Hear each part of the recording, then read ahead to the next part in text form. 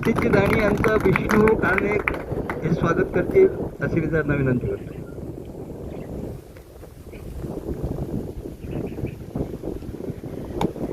राजेंद्रजी झोटिंग यांचा श्री बाळासाहेब या कारला ग्रामामध्ये अंजनगाव तालुका जिल्हा अमरावती या ठिकाणी आपल्या दरवर्षी प्रमाणे आणि शेतकऱ्याचे लाचारीचे जिने संपवून त्यांना परमिशन आहे हे बियाणं लावून अधिक उत्पन्न जगात मिळत आहे आणि त्या जगाच्या स्पर्धेत आपला भारतातला शेतकरी हा टिकू शकत नाही. म्हणून त्याला या बियाण्याचं स्वातंत्र्य, बाजारपेठेचं स्वातंत्र्य, ते बंदी तोडून आम्ही हे बियाणं लावणार आणि तुम्ही आमच्यावर ज्याप्रमाणे कोणता गुन्हा करायचा आहे, कोणत्या केसेस भरायच्या आहेत त्या भराव्या,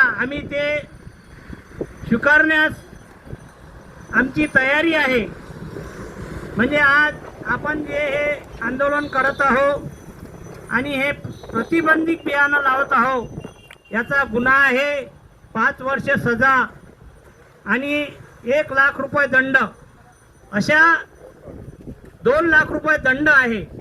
आणि अशा कायदेभंग आंदोलन कोटी शेतकऱ्याचे पंचप्राण युगात्मा शरद जोशी, आदरणीय मंच आणि अंजनगाव सुरजी व अमरावती जिल्ह्यातील जमलेल्या सर्व शेतकरी संघटना आणि शेतकरी भावांनो, या वर्षीचं तंत्रज्ञान आघाडीच्या वतीने शेतकऱ्याला जगामध्ये जे काही नवीन तंत्रज्ञान मिळते आहे ते तंत्रज्ञान भारतीय शेतकऱ्याला मिळावं यासाठी दरवर्षीप्रमाणे आपण जे काही आंदोलन करतो आणि या आंदोलनाची सुरुवात राज्यामध्ये परवा एक 4-8 दिवसाच्या अगोदर गुजरात आणि महाराष्ट्राच्या बॉर्डरवर जे एक आंदोलन झालं, त्यानंतर दुसरं यवतमाळ जिल्ह्यात झालं, आज अमरावतीत होते आहे. कदाचित 4-6 दिवसाच्या अंतराने 1 किंवा 2 आंदोलन मराठवाड्यात होणार आहे. तर भावांनो, दरवर्षी आपण जे हे आंदोलन करतो आहे की जसं साजा बदलते, पटवारी बदलतो, तहसीलदार बदलतो, म्हणून काही कायदा बदलत नाही. देशात कायदा एकच आहे असेल ते संपूर्ण भाजून गेलेले आहे. आणि आता या वर्षीचा जो काही हवामान अंदाज येतो आहे, आताच हवामान अंदाजानुसार 1 महिनाभराच्या आधी मृग नक्षत्र मंडळी पुष्कळ आहे. बाकीची विस्तृत माहिती देणार आहे. येणाऱ्या पुढच्या काळात ज्या ज्या काही गोष्टी येईल त्याच्यासाठी आपण सगळ्यांनी तयार राहावं. ही आपली लढाई आर्थिक स्वातंत्र्याची लढाई आहे आणि आपल्या आर्थिक स्वातंत्र्याच्या लढाईवर जर का कोणी गदा आणत असेल ते त्याचा मुकाबला करण्याची वेळ आज आलेली आहे. इतकंच बोलतो आणि थांबतो. जय हिंद, नमस्कार. सांगितलं की हे जे बियाणं HTBT जे बियाणं आहे हे बिल असेल नाही, याला सरकारचा प्रतिबंध आहे. पण आता मी तुम्हाला एक प्रूफ दाखवतो की जे बियाणं आपण बिल घेऊन दुकानातनं विकत घेतो ते बियाणं सुद्धा प्रतिबंधित आहे. आजपर्यंत तुम्ही हा प्रयोग कधी पाहिलेला नाही. हा आता प्रयोग आम्ही तुम्हाला प्रत्यक्ष तुमच्या डोळ्यांना एक 10 मिनिटात सगळ्या गोष्टींची उकल करतो. आणि आता तुम्हाला कृषी विभागाला सांगायचं आहे की चला आमच्यासोबत बियाणे दुकानात बियाणं घ्या, टेस्टिंगला पाठवा आणि हे बियाण्यामधला हा जनुक प्रतिबंधित आहे, हा या बियाण्यातनं कसा विकला जातो. तुम्हाला बोलगाट 2चं पाकिट देतात आणि बोलगाट 3चं बियाणं विकतात. आता ते बोलगाट 3चं विकतात, हे शेतकऱ्यांच्या फायद्याचं आहे. पण एकीकडे दुकानातनं इलिगल म्हणजे बेकायदेशीर बियाणाची बिल देऊन विक्री होते आणि दुसरीकडे आपण HTBT लागवड करायला जातो तर आपल्यावरती गुन्हे दाखल होतात. हे असं चालणार नाही. आता त्यांच्यावरती गुन्हे दाखल करा की जे बियाणे प्रतिबंधित बियाणं दुकानातनं बिल देऊन विकत आहे. या प्रत्येक गोष्टीचा प्रूफ मी तुम्हाला दाखवतो. आणि या ठिकाणी सगळे जमलेले आपण सैनिक भावांनो, या ठिकाणी बीटी कॉटन लागवण्याची जी हिंमत गजाननराव दादांनी दाखवली पहिल्यांदा आपल्या तालुक्यामध्ये, त्याबद्दल पहिल्यांदा मी त्यांचं अभिनंदन करतो. आपल्यांदा सर्व माहिती आमच्या म्हणजे बिंटे यांचं ऐकायचं आणि आपल्यासमोर सांगायचं असं जवळपास चालू असते, यांच्याकडूनच ऐकायचं आहे.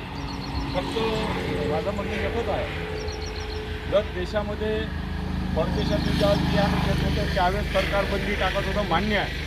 पण या देशामध्ये ज्या ठिकाणी बीटी कॉटन तयार होते ते गुजरातमध्ये, आणि ज्या ठिकाणी अमित शहा निवडून येतात त्यांच्याच मतदारांमध्ये बियाणं या ठिकाणी येते. मग त्या ठिकाणी बंदी नाही, मग याच ठिकाणी बंदी का? 1947 मध्ये ती पेरतो. मग आम्ही जर का म्हटलं का उद्या सरकारी जे कर्मचारी आहे किंवा सरकारी आहे यांनी ह्याच कापसाचे कपडे घालन काय, दुकानामध्ये काय ठेवायचं हे जर आम्ही म्हटलं, आम्ही म्हणतो तेच ठेवा, ते ठेवण काय? जे खपते हे दुकानदार ठेवली.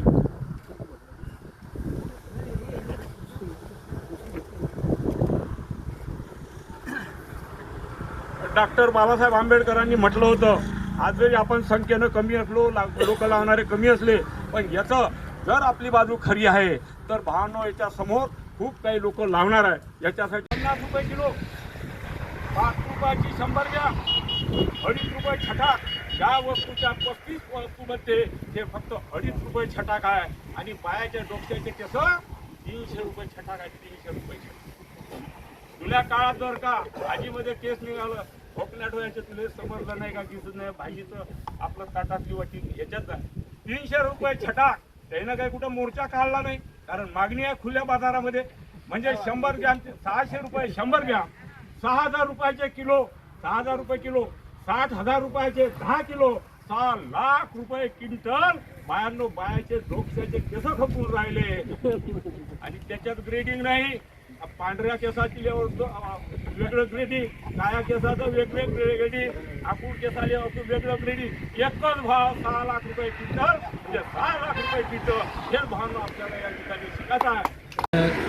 यवतमाळवरून इथे येणं एवढ्या मोठ्या उन्हात धावपळ आहेच ती. आमचे माजी जिल्हा प्रमुख दिनकररावजी, आताच त्यांचं तुम्ही ऐकलं, अत्यंत सुंदर बोलतात ते, आणि मनाला पटेल असं बोलतात, अभ्यासात्मक बोलतात. आमचे यवतमाळचे राजेंद्र भाऊ झोटिंग आलेले आहेत.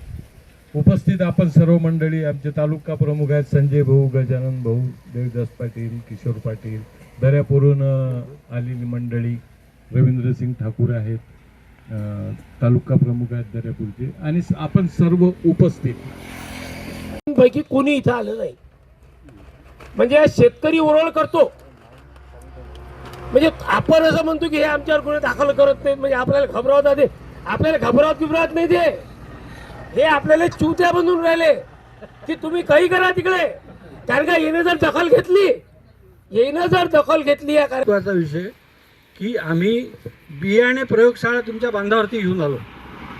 आपलं जे बियाणं पकडलेलं किंवा दुकानातनं घेतलेलं, हे दोन्ही बियाणं हे ज्या प्रयोगशाळेत जातं, आणि प्रयोगशाळेत ज्या पद्धतीने त्याची चाचणी होते ती चाचणी आता आपण इथे केलेली आहे. आता हे आहे बोलगाड 2 BT 2. हे दुकानातनं विकत घेतलेलं बियाणं आहे, आणि मी हे पाकिट इथे सोडून जाणार आहे. हे याच्यासाठी की उद्या तुमच्या अंजनगाव सुरजीचे तालुका अध्यक्ष त्या जिल्हा कृषी अधिकारी किंवा तालुका कृषी अधिकाऱ्यांना देतील, आणि त्यांना सांगतील की हे चाचणीसाठी घ्या. याच्यामध्ये बेकायदेशीर VIP 3 जीन सापडलेला आहे. VIP 3 जीन सापडलेला आहे. भारतामध्ये फक्त 2च जीन असलेला कापूस विकायची परवानगी आहे. त्याचे नाव आहे क्राय 1 आणि क्राय 2. पण ह्याच्यामध्ये VIP 3 नावाचा जीन सापडलेला आहे. अर्थात तो जीन आपल्याला फायद्याचा आहे. आता अण्णा एक एक पट्टी दाखवतील, आणि एक एक पट्टी पहिली क्राय 1. आता ही क्रायवन पहिला म्हणजे ज्याला बोलगाड 1 आलं होतं आपल्याकडे, त्या ह्याच्यावरती पट्टीवरती दोन्ही रेषा उमटलेल्या आहे, लाल रेषा उमटलेल्या आहे. ह्याचा अर्थ काय झाला की ह्यामध्ये क्रायवनचा जनुक पूर्णतः उपलब्ध आहे. दुसरे ही ते तर अवैध आहे, वरती काढते पट्टी. आता ह्याच्यावरती हा क्राय 2 म्हणजे बोलगाड 2. म्हणजे हे जे ह्याच्यावरती जे BT2 लिहिलेलं आहे त्यामध्ये दुकानातलं जे पाकिट आहे त्याच्यावरती हे 2च जनुक आले पाहिजे, तिसरा चौथा जनुक याच्यात यायला नको. तिसरं काय VIP 3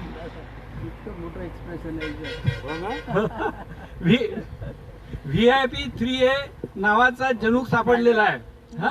हा VIP 3A जनुक आपल्या भारतामध्ये बेकायदेशीर आहे आणि कोणी जर हा VIP 3 जनुक म्हणजे त्यांनी आपल्या बोलगा 2च्या म्हणजे BT2च्या पाकिटामधनं ते BT3 देऊन राहिले आपल्याला. BT3 देऊन राहिले ते आपल्यासाठी फायदेशीर आहे, यात काही वाद नाही आहे.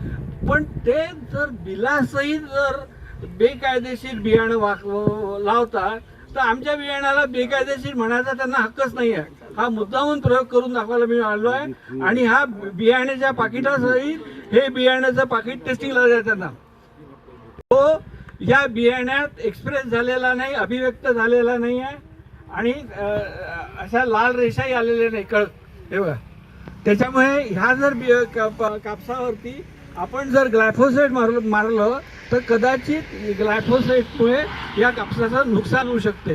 हा सगळ्यात मोठा म्हणजे एक लक्षात घ्या की बाजारात मिळणारं बियाणं हे देखील बिलासहित मिळणारं बियाणं हे देखील बेकायदेशीर आहे आणि हे पाकिट मी इथे सोडून जातो आहे. हे तुम्ही त्यांना द्या, त्यांना सांगा याच्यात 3 जीन सापडलेले आहे. मी जाताना जीनचे नावं लिहून देईन आणि हे बियाणं टेस्टिंगला पाठवा. त्याच्यानंतर जे आपण बियाणं लावणार आहोत म्हणजे आपलं जे बियाणं आहे त्याच्याबद्दल बोलतो. हा क्राय 1 म्हणजे बोलगाड 1 मध्ये आलेलं जनुक आहे. हे जे आपण लावणार आहे ज्याच्याबद्दल आपण आंदोलन करतोय त्या बियाण्याची चाचणी चालू आहे. हे क्राय 2 म्हणजे बोलगाड 2. हे बोलगाड 2.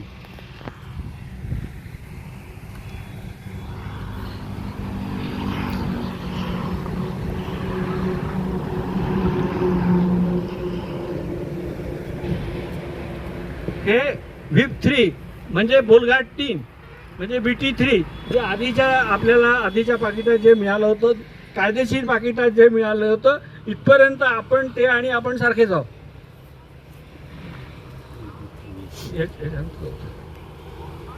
त्याच्यानंतर हा एक वेगळा जीन ज्याला हार्बिसाइड टॉलरंट तणनाशक सहनशील जनुक म्हणतात. हा जनुक याच्यामध्ये दिसतोय. त्यामुळे हा कापूस आपण ग्लायफोसेट फवारूनही मरत नाही. आता या 2 ह्याच्यात काय फरक आहे की ह्या आपण जे लावतो आहे त्या 2 ह्याच्यात एवढाच फरक आहे की आपला तण नियंत्रणाचा खर्च याच्यात कमी होतो आहे. पण कीटक नियंत्रणाचा जो खर्च आहे त्यांचा आणि आपला दोघांचाही सारखा आहे. ते बेकायदेशीर विकून राहिले आणि आपणही बेकायदेशीर विकून राहिलो. हे लक्षात घ्या. आता हे पाकिट तुम्ही त्यांना द्या, त्यांना सांगा हे टेस्ट करा. आम्ही हे टेस्ट केलेलं आहे आमच्याजवळ या सगळ्या हे आणि ही जी टेस्ट केलेली आहे. आता एक सांगतो, ही अत्यंत महागडी टेस्ट आहे आणि या टेस्टचे पैसे सरकारकडे नाहीच आहे, निधी उपलब्धच नाही आहे. एका बियाण्याची चाचणी हे 4 जीन एका बियाण्याचे टेस्ट करायला 300 रुपये खर्च येतो. 300 रुपये लक्षात घ्या. आणि एक पाकिट बियाणं ते ज्यावेळेस तिथे चाचणीला पाठवतात त्या पाकिटातनं त्यांना 90 बिया काढाव्या लागतात. म्हणजे या पद्धतीने जर एका पाकिटाची चाचणी करायची असेल तर 27,000 रुपये निधी लागतो. 27,000 निधी त्या हेड खाली सरकारकडे नाहीच आहे. म्हणून मग आता कृषी विभाग काय बदमाशी करतं की दुकानातनं घेतलेलं हे जे बियाणं आहे त्याच्या 2च जनुकाची चाचणी करायला प्रयोगशाळा सांगतात. त्याच्यामुळे चोरीच्या मार्गाने टाकलेल्या 3ऱ्या जनुकाची प्रयोगशाळा चाचणीच करत नाही. हे आपल्या रक्त मलमूत्र तपासणी प्रयोगशाळेसारखं आहे. जे डॉक्टर लिहून देते तेवढंच तो चाचणी करते. ती फक्त तणनाशक सहनशीलता एवढीच चाचणी करतात. ते बाकीच्या 3 जनुकाची चाचणी करतच नाही. पैसेच नाही आहे त्यांच्याजवळ. आणि आता मागच्या वर्षी यवतमाळ जिल्ह्यामध्ये जे बियाणं पकडलं होतं त्यांनी बेकायदेशीर बियाणं, त्यांनी चोर बीटी बोगस बीटी, पण माझ्याजवळ त्याचा प्रयोगशाळेचा रिपोर्ट आहे. त्या प्रयोगशाळेच्या रिपोर्टनुसार जरी भारतात हे बेकायदेशीर असलं तरी हे बियाणं आंतरराष्ट्रीय गुणवत्तेचं आहे. आता तुमचं जर बियाणं हे जे आता आपण आणलंय आमच्याजवळ हे बोलघाट 2-3चं जे बियाणं आहे राऊंड अप रेडी, हे आंतरराष्ट्रीय दर्जाचं बियाणं आहे. तुम्ही आंतरराष्ट्रीय दर्जाचं बियाणं आम्हाला लावण्यापासून थांबवता का? निव्वळ भारतात काहीतरी 4 होळीचा कायदा करायचा आणि बेकायदेशीर असं नाही. आता आपल्याला शेतकरी संघटनेला हाही लढा द्यावा लागणार आहे आणि त्यांना दाखवून द्यावं लागणार आहे की दुकानातनं विकला जात असलेलं जरी बियाणं आमच्या फायद्याचं असलं तरी ते बेकायदेशीर आहे. जोपर्यंत ते तुम्ही बिलासहितचं बियाणं बेकायदेशीर आहे असं दाखवणार नाही तोपर्यंत या बियाणे कंपन्या आणि हे दुकानदार वटणीवर येणार नाही. ते आमची भेट कृषी मंत्र्यांसोबत मंत्रालयात झाली होती. त्यांना सांगितलं तुम्ही आमच्याशी पंगा घेऊ नका, तुम्ही बेकायदेशीर बियाणं विकता.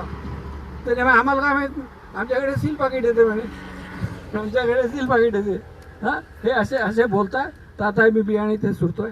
आता तिसरा प्रश्न असा आहे की बोलघाट 7चा कोणीतरी आता उल्लेख केला. तेही बियाणं भरतात आलेलं आहे, तेही बियाणं आहे. त्याच्यामध्ये काय केलं आहे की ह्या बोलघाट 3चे तिन्ही जनुक आहे.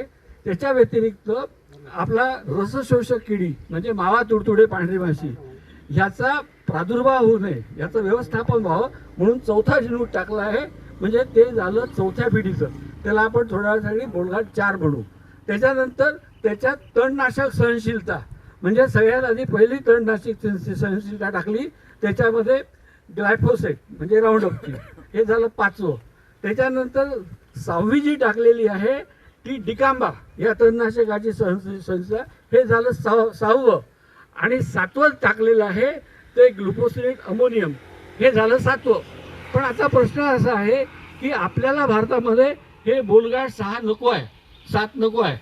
याचं मी कारण तुम्हाला सांगतो की आपल्याकडे आता तुमच्याकडे ज्यांच्याकडे सिंचनाची सोय आहे, विशेषतः सिंचनाची सोय आहे, ते कापूस उपडून म्हणजे आपल्याकडे म्हणा उपट पराठी पेर गहू, त्यानुसार आपण गहू पेरतो आणि गव्हावरती गहू पेरतो किंवा रबी ज्वारी पेरतो किंवा बाजरी मका काहीतरी पेरतो.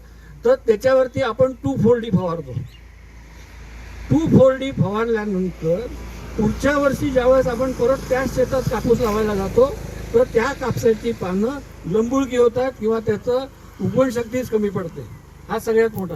म्हणून आता आपण शेतकरी संघटनेतर्फे मागणी करून राहिलो की आम्हाला 6th जनरेशन 6व्या पिढीचं बोलघाट 6 द्या, ज्याच्यामध्ये ही 3 जनुक आहे बोलघाट 6 याच्यासाठी की एक क्राय1, क्राय2F आणि VIP3. आता ह्याची विशेषता अशी आहे या बोलघाट 6ची की ही बोंडअळीला प्रतिकारक आहे, म्हणजे गुलाबी बोंडअळीला प्रतिकारक आहे, सगळ्यात महत्त्वाचा विषय. त्याच्या व्यतिरिक्त 3 तणनाशकं जी आहे, 3 तणनाशकं म्हणजे ग्लायफोसेट, ग्लुकोसिनेट अमोनियम बाजारात स्वीट पॉवर या नावाने मिळतं. बघा, स्वीट पॉवर या नावाने मिळतं, UPLचं येतं, त्यालाही सहनशील आहे आणि 2,4-Dलाही सहनशील आहे. तर आता आज जे आपण बियाणं तंत्रज्ञान लावून राहिलो, ज्या तंत्रज्ञानाचं बियाणं लावून राहिलो ते तंत्रज्ञान जगात मागे पडलेलं आहे. त्या तंत्रज्ञानाचं बियाणं जगात कोणीही लावत नाही आता. त्याच्यामुळे आता आपल्याला येणार नाही. अजून एक महत्त्वाचा मुद्दा मी तुम्हाला सांगतो. विशेषतः आपल्या पीक विम्याचा.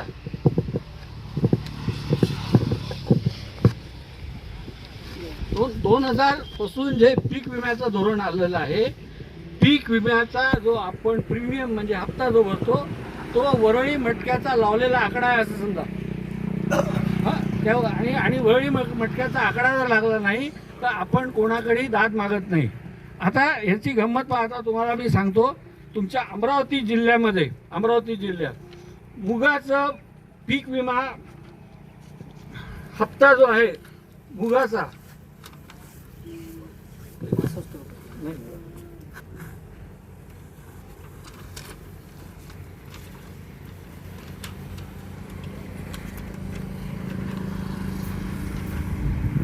अमरावती जिल्ह्यामध्ये मुगाची प्रति हेक्टर संरक्षित रक्कम आहे 26,600 रुपये.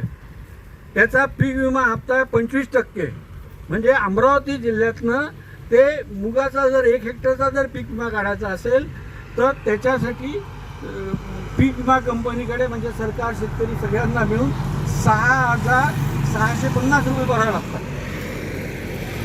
त्याच मुगाचा जर पीक विमा यवतमाळ जिल्ह्यात काढायचा असेल तर मुगाची हेक्टरी संरक्षित रक्कम आहे 28,000 रुपये. पीक विम्याचा दर जो आहे तो फक्त 0.25% आहे. अमरावती जिल्ह्यात 25% आहे. म्हणजे यवतमाळ जिल्ह्याच्या तुलनेत अमरावती जिल्ह्यामध्ये पीक विम्याचा दर 100 पट आहे. त्याच्यामुळे आम्हाला यवतमाळ जिल्ह्यात जर मुगाचा पीक विमा जर काढायचा असेल तर 65 रुपये भरावे लागतात आणि तुम्हाला 6,250 रुपये भरावे लागतात. ह्याच्यात दुर्दैवाचा भाग असा आहे की गेल्या 20 वर्षात या देशातल्या एकाही पक्षाच्या एकाही आमदार खासदारांनी हा 400 पानाचा शासन निर्णय वाचलाच नाही. आणि दुसरी महत्त्वाची गोष्ट अशी आहे की हा पीक विमा हप्ता इतका कमी असतो की समजा यवतमाळ जिल्ह्यात मुगाचा पीक विमा 28,000 रुपये आहे आणि आम्ही 62,000 रुपये भरून राहिलो तर किती लोकांना ती पीक विमा कंपनी पैसे देणार आहे. त्यामुळे ऑटोमॅटिक प्रति हेक्टर गुणाकार भागाकार अमकं टमकं करून ह्या सगळ्या गोष्टी करून पीक विमा प्रति हेक्टरी आपल्याला अत्यंत कमी मिळतो. मिळाला तर आणि ह्याच्या शेतकरी हा आर्थिकदृष्ट्या सगळ्यात सक्षम आहे व्यवसायामध्ये. म्हणून शेतकरी म्हणजे त्यावेळेस मनमोहन सिंग सरकार होतं त्याचा असा समज होता की शेतकरी त्याच्या नुकसान म्हणजे 40% नुकसान झालं तरी शेतकऱ्याला काही फरक नाही पडत. त्याच्यामुळे 40% नुकसानाला काही फरक नाही म्हणून त्याचा जोखीम स्तर 60% ठेवलेला आहे. आता मोदींनी त्याचं नाव पंतप्रधान पीक विमा केलं तर मोदींना असं वाटलं की काँग्रेसला जेवढं वाटत होतं तेवढा शेतकरी श्रीमंत नाही आहे त्यापेक्षा थोडा कमी श्रीमंत आहे म्हणून हा जोखीम तर 70% केला आणि शेतकऱ्याला 30% नुकसान हे सहनच करावं लागतं पीक विमा धोरणामध्ये. त्याच्यामुळे आता मी तुम्हाला स्पष्ट शब्दात सांगतो पीक विमा काढा पण ते लॉटरीचं तिकीट किंवा वरळी मटक्याचा आकडा म्हणून काढा. त्यासाठी आंदोलनं करू नका. आजच्या स्थितीमध्ये आंदोलनं करून काही फायदा होणार नाही कारण हे सगळं पीक विम्याचे जे टक्केवारी जी ठरवली जाते हप्त्याची हे सगळं निविदा प्रक्रियेच्या भागातून ठरवलं जातं. त्याच्यामुळे त्याच्यात काही फायदा नाही. पीक विम्याचे आंदोलनं करू नका त्यात स्वतःची शक्ती घालू नका पण पीक विमा वरळी मटका म्हणून आवश्यक आहे. धन्यवाद. आणि एक मिनिट आता मला तुमच्याकडला भाग संपन्न दिसतो केळी दिसते आणि सगळंच काही दिसते इकडे सगळीकडे हिरवगार दिसते. आमचा भाग अत्यंत उजाड आहे. माझ्या भागामध्ये खूप हलकी जमीन आहे आणि आमच्या भागातल्या शेतकऱ्यांना कापसाखेरीज दुसरा कुठलाही पर्याय नाही. म्हणून माझ्या गावामध्ये 4 वर्षापासून आम्ही STBT लावतो. यावर्षी 100% एकही पाकिट दुकानातलं आमच्या गावात कोणीही शेतकऱ्यांनी आणलं नाही. 100% लोकांनी STBT लावलेलं आहे. आमच्या बाजूबाजूच दुसरं एक चिंचपात्र नावाचं छोटंसं खेडं आहे दादा. त्याही खेड्याची खूपच परिस्थिती खराब होती. म्हणजे छोटे छोटे शेतकरी जमीन खराब ज्या दिवशीपासून STBT लावायला लागले त्यांना खूप कापूस पिकतो. हलक्या जमीन तसाही कापूस जास्त पिकतो.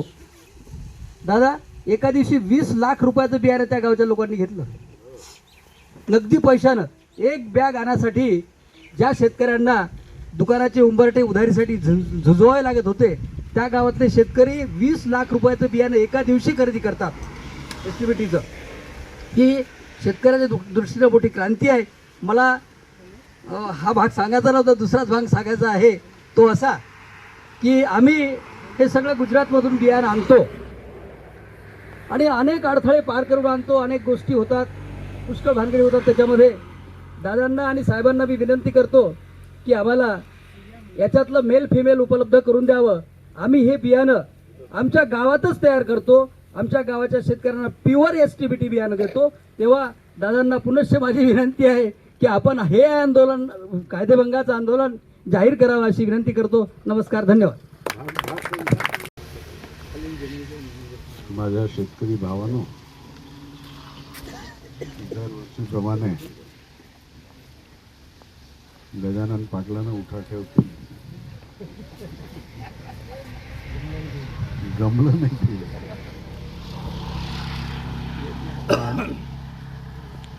यावर्षी थोडंसं वेगळं गोष्ट आहे. यावर्षी आपण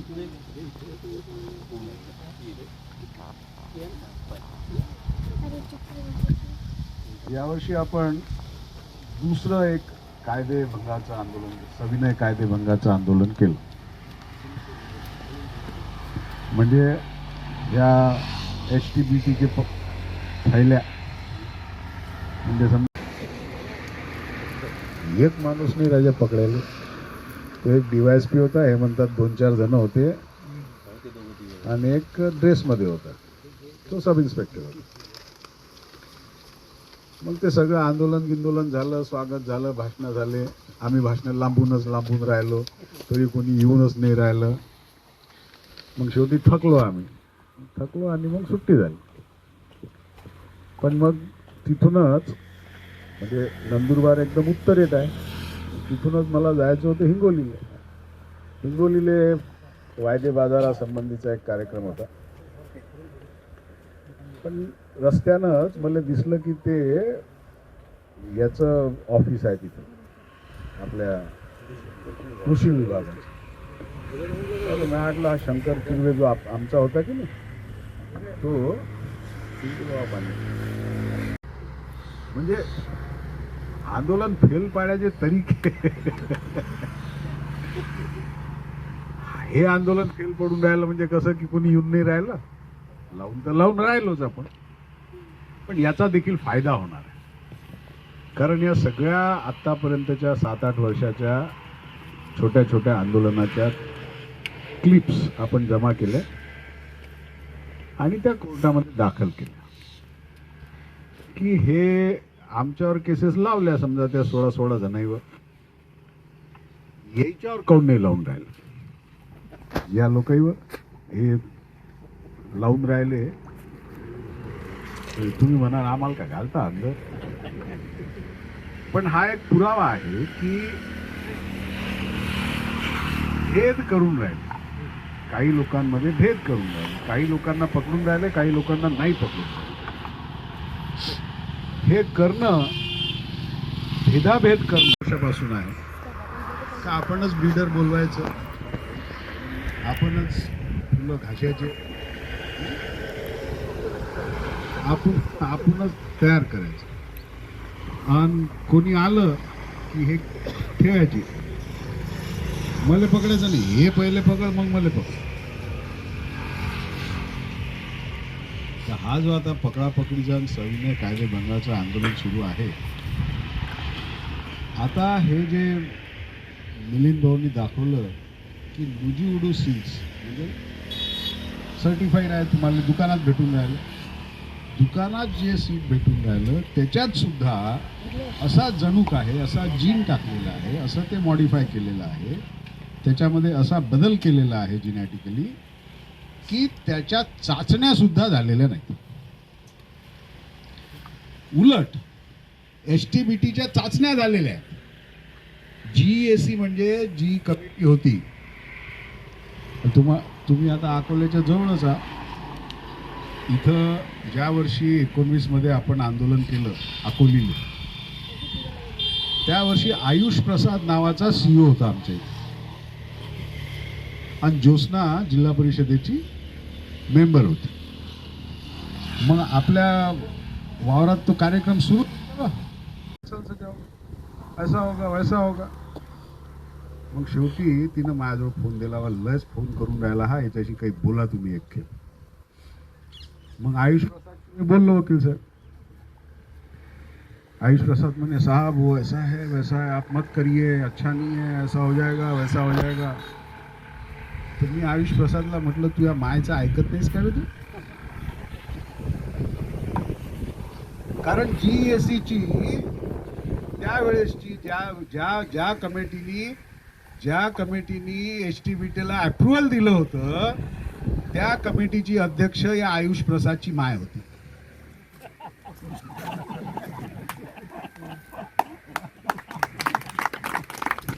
त्याले असा वकील साहेब शॉक बसला की हे काही लोक फार साधे दिसून नाही राहिले, म्हणजे माई माहीत येईल. त्याची माय होती अमिताभ प्रसाद, हा होता आयुष प्रसाद. म्हटलं का तुझ्या मायचंही ऐकत नाहीस का तू, अरे साहब गालियां दे, अरे मतलब गालियां नहीं दे रहा, आप आपके माता जी का आप कुछ सम्मान करते हैं कि नहीं करते हैं?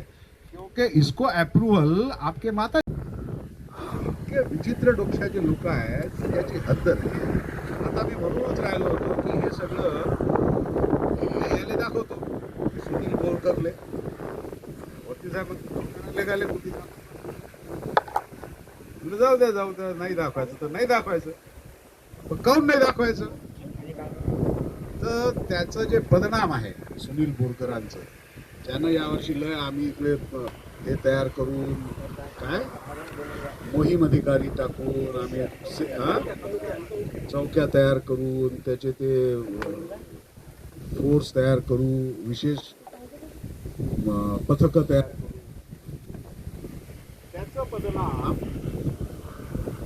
त्याचं बदनाम आहे संचालकांची आणि कंसात निष्ठा. निष्ठा म्हणजे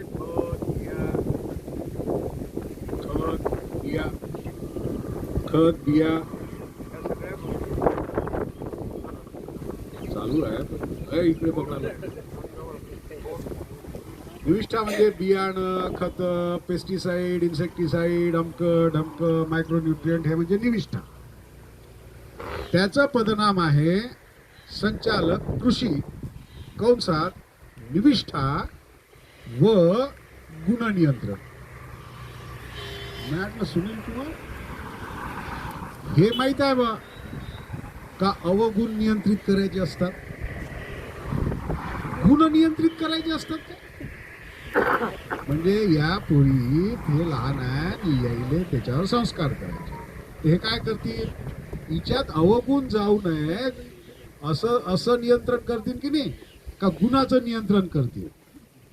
मी म्हटलं बा तू रिटायरमेंटवर आला असाच चालला जाशील आणि तुला एखाद्या व्यक्ती समजलं की आपण गुण नियंत्रण करत होतो तर तुला आयुष्यभर झोप नाही लागणार ना रिटायरमेंट नंतर. तशी स्वच्छता येईल काय? साधनासाठी पैसे लागतील ना, तर पैसे पहिले मग स्वच्छता येते. हे सगळे डिपार्टमेंट अशा पद्धतीनं विचार आपल्याला फक्त या गदेशी याच पातळीवर नाही, यायचे डोकशे उलटे फिरून राहिले या पातळीवर याच्याशी भांडण्याचा कार्यक्रम केला. ते म्हणतात ना देवळं फिरवली तसे शरद जोशीने देवळं फिरून टाकले. असा हा सगळा कार्यक्रम आहे. मोठा कठीण आहे, पण तरी सुद्धा दर वर्षाले आता यावर्षी भत्ता पाण्याचं काही जमवलं नाही आहे.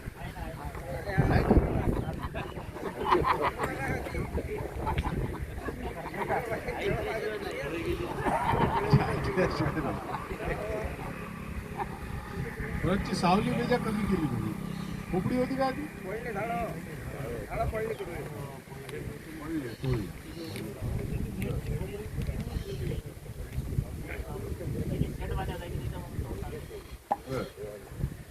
असे कार्यक्रम चालूच राहते. प्रयोगच बंद. तुमचे प्रयोगशाळा गायला पाहिजे. प्रयोगशाळेमध्ये प्रयोग लागतील ना चालू. मग प्रयोगच नाही तर त्या प्रयोगशाळांचं औचित्य काय? आता या क्षणाला तुम्ही पीकेबी मध्ये जा, कोट्यावधी रुपयाची प्रयोगशाळा तशीच पडलेली आहे. आता त्यानं सगळं इन्स्ट्रुमेंटेशन केलं होतं 4-5 वर्ष आधी, तसंच पडेल आहे. काऊन की त्याच्यावर बंदी आहे. सांगा मला या आम्हाला देऊ नका ना बियाणं बाबा, पण प्रयोगात देश मागं ठेवू नका. प्रयोगात जर का देश मागं ठेवला, चाचण्यांमध्ये जर का देश मागं ठेवला, तर आपला देश विज्ञानामध्ये मागं राहील याची तर काळजी करा.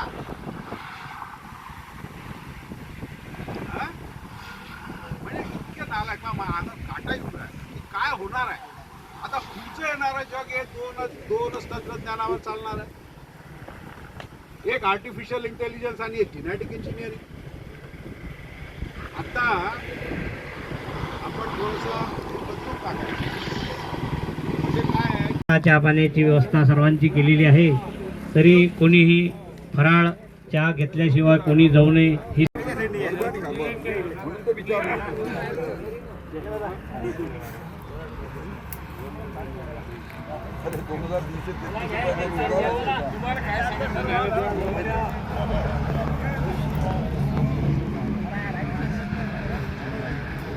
शेतकरी संघटनेचा लावणार आहो लावणार आहो लावणार आहो लावणार आहो तंत्रज्ञान आमच्या हक्काचं तंत्रज्ञान आमच्या हक्काचं अरे तंत्रज्ञान नाकारणाऱ्या सरकारचा तंत्रज्ञान नाकारणाऱ्या सरकारचा लावणार आहो लावणार आहो तंत्रज्ञान आमच्या हक्काचं शेतकरी संघटनेचा जिंदाबाद जिंदाबाद जिंदाबाद जिंदाबाद शेतकरी संघटनेचा तंत्रज्ञान आमच्या हक्काचे जो हमसे टकराएगा जो किसानों से टकराएगा जो किसानों से टकराएगा शेतकरी संघटनेचा शेतकरी महिला आघाडीचा शेतकरी युवा आघाडीचा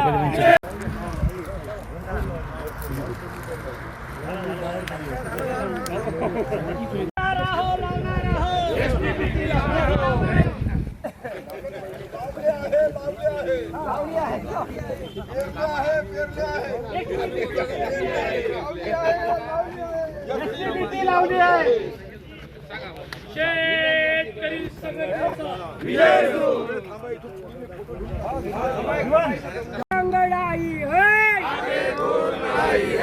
शेतकरी संघटनेचा शेतकरी संघटनेचा लावली आहे शेतकरी संघटनेचं